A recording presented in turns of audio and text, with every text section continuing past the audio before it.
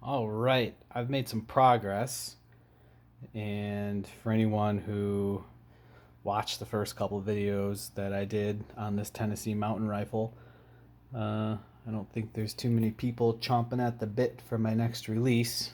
But anyways, if I can, my goal is if I can encourage anyone who wants to do this or is doing it, if they're at all like me, where they hesitate on more in-depth steps and they think about it, hesitate, and don't do it.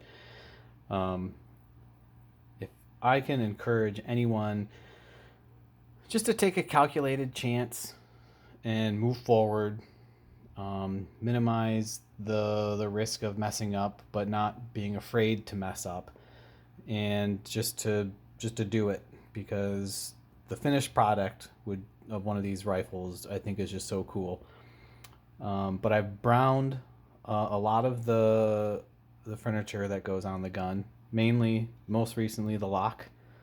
It's got like a nice, pretty brown to it. I think that was two coats. I think of the Laurel Mountain brown and degreaser. Um, I had to watch some YouTube to disassemble it, but it was not too bad. I took a picture of it beforehand just in case I got mixed up. Mainly back here with the inner workings of it. I just took a picture of that just for a reference point to put it back together. But it wasn't too bad. Went together pretty easily. If I thought these were kind of gimmicky because I'm not really into black powder, but these lock spring vices are actually a really good investment. They make this really easy. I think they're less than 20 bucks. Just get one if you're like me and you don't really have like black powder tools. It's worth it. Just get it. It makes it simple to get uh, frizzen spring off there, and then the main spring in the back. It makes it painless. Just comes right off. Um, but I've kind of decided that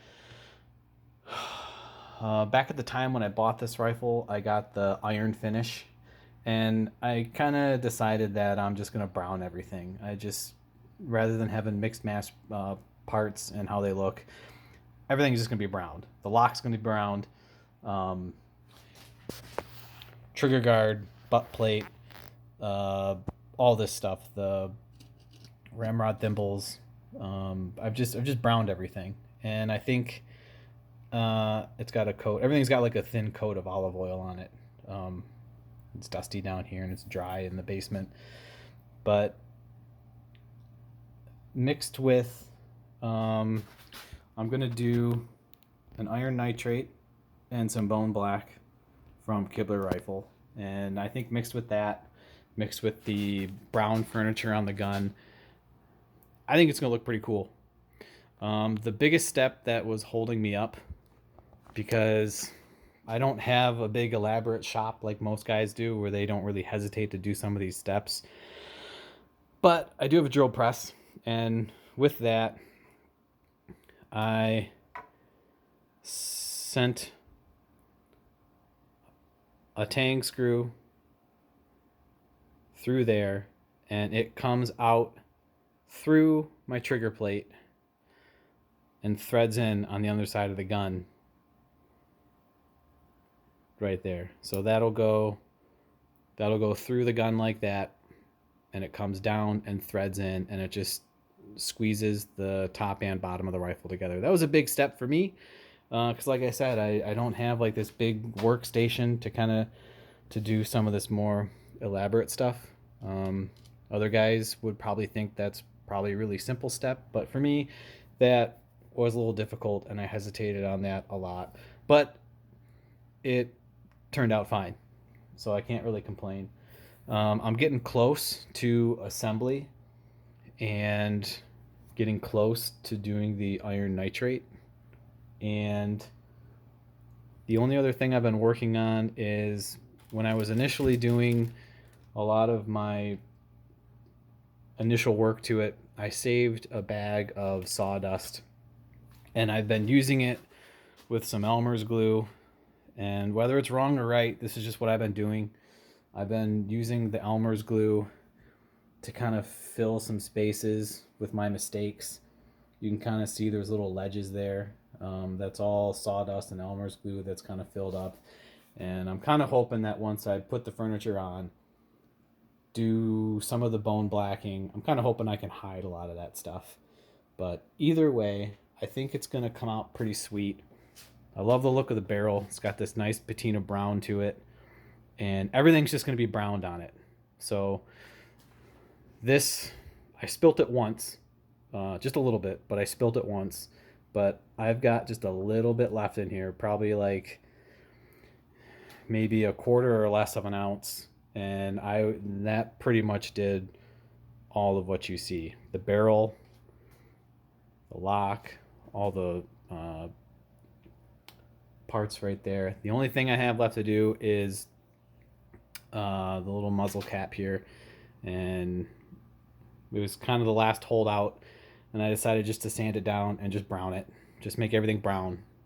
So in my mind, it's going to be kind of an older looking rifle with all of the browning on it, and I'm okay with that. That's kind of what I decided to go for, and that's kind of a little update here. And if you're someone like me who sits on this project for probably years now and just kind of passively working on it, if I can do it, anyone can. This is a Track of the Wolf build. It's a little more in depth and a little more woodworking, a little more hands-on.